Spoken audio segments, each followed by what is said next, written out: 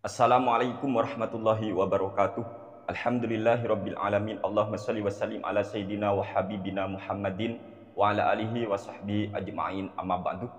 Ayuhan netizen, dimanapun kalian berada, kami doakan semoga kita semua senantiasa dalam lindungan Allah Subhanahu wa taala. Amin ya rabbal alamin.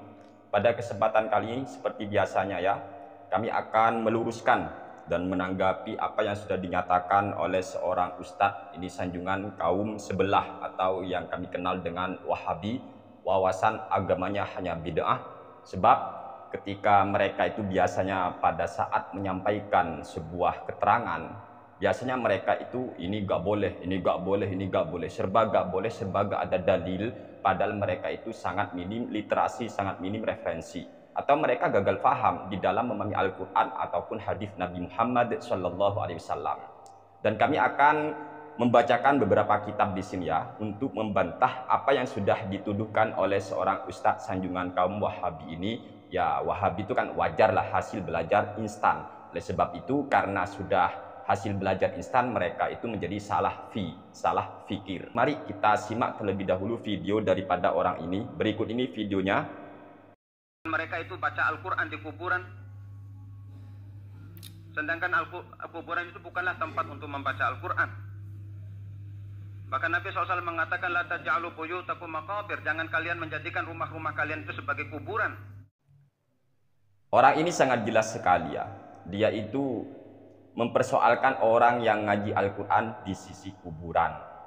Orang ngaji Al-Quran di sisi kubur itu dia persoalkan dengan bawa-bawa hadis Nabi yang orang ini sendiri sebenarnya tidak ngerti, tidak paham maksud daripada hadis itu. Ya biasalah, karena Wahabi itu kan biasanya comot hadis, tetapi mereka itu tidak pernah membaca syarah hadis.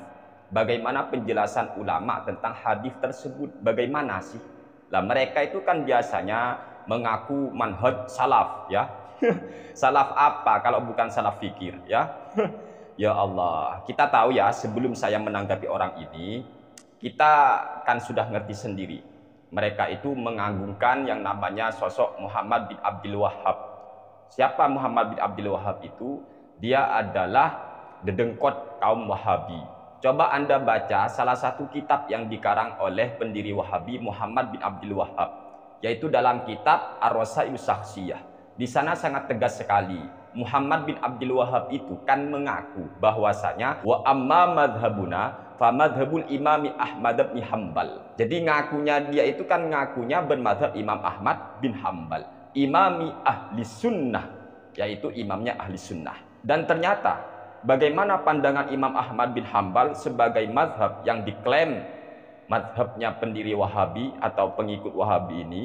Ternyata Imam Ahmad bin Hambal menganjurkan umat Islam di saat kita itu berziarah ke kuburan ataupun melewati pekuburan, kita oleh Imam Ahmad bin Hambal disuruh membaca Al-Quran, yaitu membaca suratul Fatihah, membaca Al-Ikhlas ataupun Qul a'udzu birabbil falaq dan Qul a'udzu birabbin nas.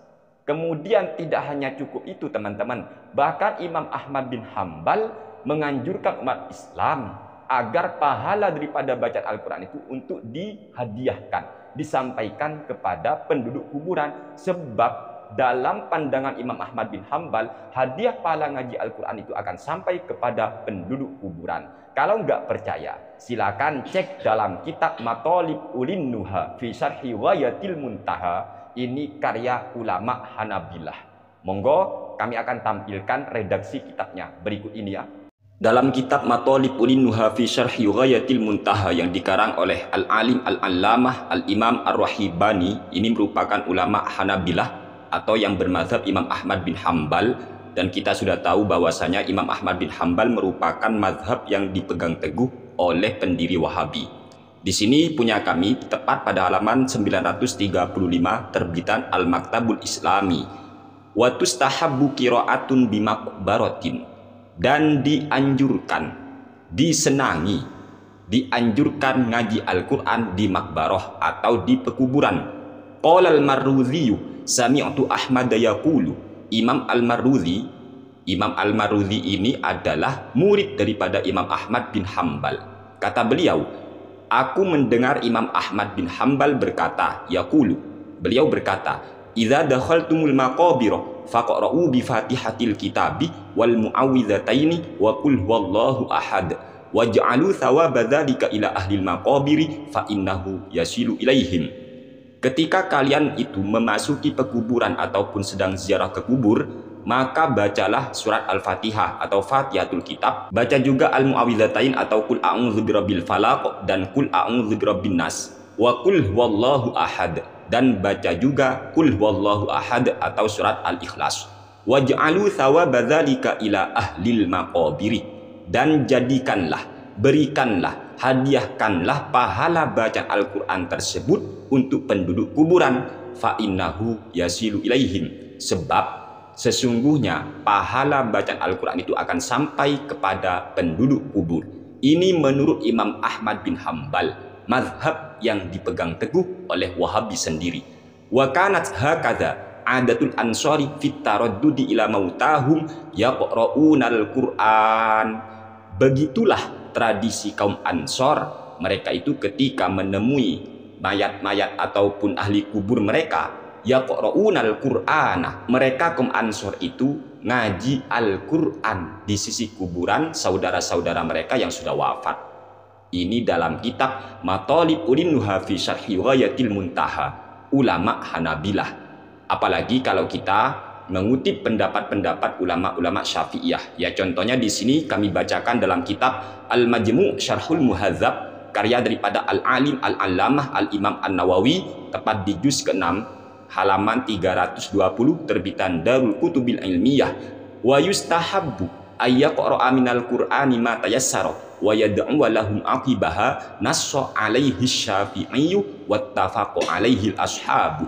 Dan disunahkan, dianjurkan, disenangi orang yang sedang ziarah ke kubur itu agar membaca Al-Quran apa yang gampang, apa yang mudah baginya. Kemudian wayad'u lahum aqibaha, setelah ngaji Al-Quran di sisi kubur, ketika ziarah ke kubur, lalu doakan itu penduduk kuburnya. Nassa alaihi Syafi'i, begitulah nas daripada Imam Asy-Syafi'i, wattafaqu alaihi ashabu, dan disepakati oleh ashabus Syafi'i. Jadi ulama-ulama salaf sangat menganjurkan kita umat Islam untuk ngaji Al-Quran di sisi kubur ketika kita sedang ziarah ke kuburan. Lah, sedangkan untuk masalah pemahaman hadis, kita perlu keterangan dari para ulama, dan sudah kami jelaskan di video kami yang sebelumnya. Untuk memahami hadis yang dibacakan oleh kaum-kaum sebelah itu ataupun sutat-sutat Wahabi, silakan untuk memahami syarah atau penjelasan dan maksud hadis Nabi itu yang sudah disalahpahami oleh kaum Wahabi, monggo silahkan